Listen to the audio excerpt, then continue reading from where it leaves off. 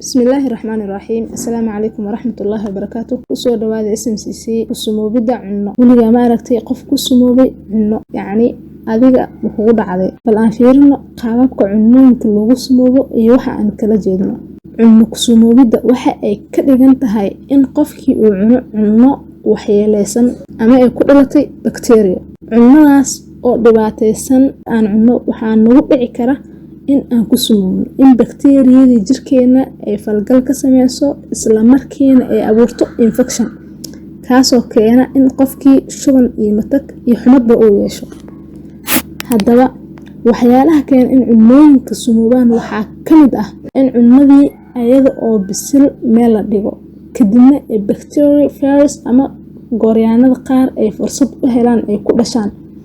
Gooryaanada tixriga kale ayaa laga wadaa in ay fursad u helaan oo ay ku koraan halkaas dhexdeeda taasoo diyaar ka dhigaysa bakteeriyada ama viruska ama gooryaanka in uu qofkii weerari karo awood u siin karo qofkii in uu weeraro.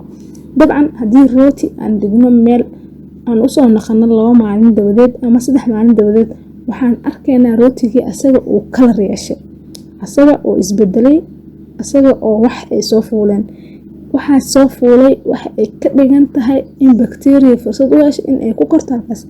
sidoo kale waxaan ku aragnaa jiiska haddii asagoo furan meel la dhigo guud ahaan qudaarta basasha baradhada wax walba ee aad meel dhigto waxaad arkaysaa ayaga oo yeeshay waxa Soomaaliga lagu yiraahdo caaro yani ayagoo caaro yeeshay ayaad arkaysaa. haddaba cunnada in lagu sumoobo waa xaalad halis ah haddii ay qofka ku dhacdo waxa uu gali karaa xaalad kooma ah haddii aanan laga taxadirin. haddaba calaamadaha aad ku garan karto qofkan in uu cunnada ku sumoobay waxaa ka mid ah lalabo iyo matag gaar ahaan qofkii marka uu cunnada cuno kadib cunno ayaad cuntay saacad ama 2 saac kadib qofku wuxuu bilaabay lalabo iyo matag shuban aad u badan calool majiir ayaa qofka ku dhacay qandho aad u daran sidoo kale qofkii waxaad ku arkaysaa jir xanuun iyo jaris badan waxa ay imaanayaan calaamadaha hore kadib ayaa qofkii lagu arki karaa.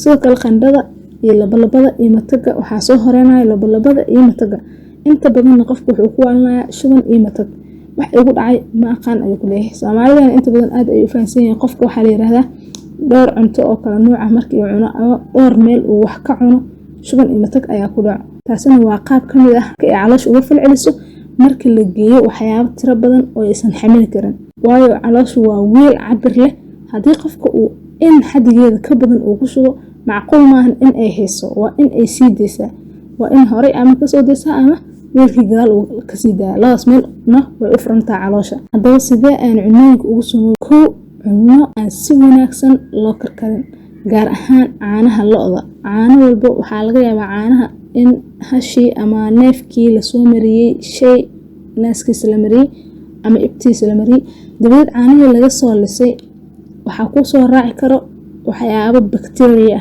mar waliba waxaa haboon caanaha lo'da gaar ahaan Brussels ayaa lo'da ku nool oo ku dul noolaata mar waliba oo ayna keeni karta infection-ka caloosha ee infection badan oo dhiciska ka mid yahay. marka waxaa haboon qofka in uu iska karkariyo caanaha lo'da. hilibka sidoo kale hilibka idaha iyo lo'da labadaba waxaa soo raaci kara Brussels ayadana waxaa wanaagsan qofka in uu iska karkariyo in aan waliba iska karkariyo yani in uu bisleeyo ayaan ka hadlaynaa. hilibkii isagoo dabka la saaro xoogaa yara adag maceeriin ah in aadan cunin xilligaas bakteeriyada waa ay noolaan kartaa ayaa la yiraahdaa. labo in aan cunno si wanaagsan aan loo keedin taasina waxay ka qayb qaadan kartaa in aan cunnada ku sumoobin.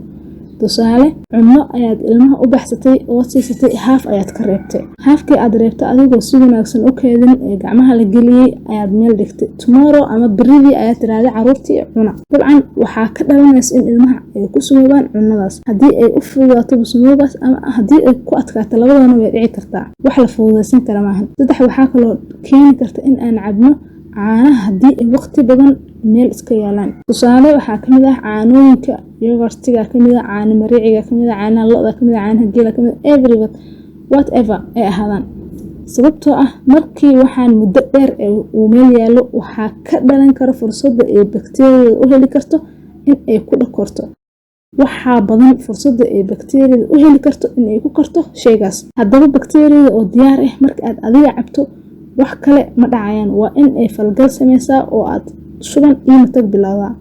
taasina waa falcelinta ama effectiga ka dhasha wixii aad adiga sameysay. Haddaba sidee looga hortagi karaa? Mar waliba waxaa muhiim ah nadaafadda. Kow, in la ilaaliyo cunooyinka markii la soo iibiyo in si wanaagsan la iskaga dhaqo, gaar ahaan hadda suuqyada kale cunooyinka lagu iibiyo ama beeraha laga soo guro inta badan waxaa habboon si fiican in la iskaga dhaqo. Mar waliba marka aad fiirisid cunooyinka cagaarka ah waxaa laga yaabaa tixiryaal yar ah in ay ku jiraan sida ansalaatada oo kale. Si fiican qofku u fiiriyo wuu ku arkayaa. Laba, waxaa wanaagsan cunada miraha adigoona meerin sida cambaha, isbaandeeska, everyone, tufaaxa, waxyaabaha laga soo gado suuqa adiga oona meerin ama dhaqin in aadan cunin. Saddex, gacmahaaga inay nadiif ahaadaan. Weelka cunada aad ku shubanayso mar waliba inuu daboolan yahay, uu tixsiga uusan fuuleynin, waayo tixsiga wax uu ku soo qaadaya germs. Cagihiisa germska uu ku wadana wax ay kugu keeni kartaa in ay kugu dhacdo bacteria. Sidoo kale waxaa habboon cunooyinka in la iska karkariyo. Haddii cuno aad keedsanaysana waxaa habboon ilaa 5 degree in aad ku keedsato. Waxaa kaloo kugula talin lahayn ama lagu taliyaaba cunooyinka xasaasiyadda ku ah qofka inuu ka fogaado. Taasina waxa ay keeni kartaa qofka cunada inuu ku sumoobo uu guud ahaan allergic ka qaado cunadii. Haddaba haddii aad aragto qof ku sumoobo cunto, waxaa habboon in aad siiso biyo badan si qofka jirkiisa uu u helo bedel, sababtoo ah qofka marka uu fuuq baxo waxaa lumaya macdan badan waxaa jirkiisa ka luma macdan badan. Marka waxaa wanaagsan in qofka aan siino cabitaan badan sida liinta ama ORS haddii aad helaysid, taasoo ka dhigan fuuq celin. Qofka waxaa ku dhacay markuu fuuq baxo fuuq bax ama dehydration, isla markaa qofka waxaa lagaga baahan yahay hydrate ama fuuq celin.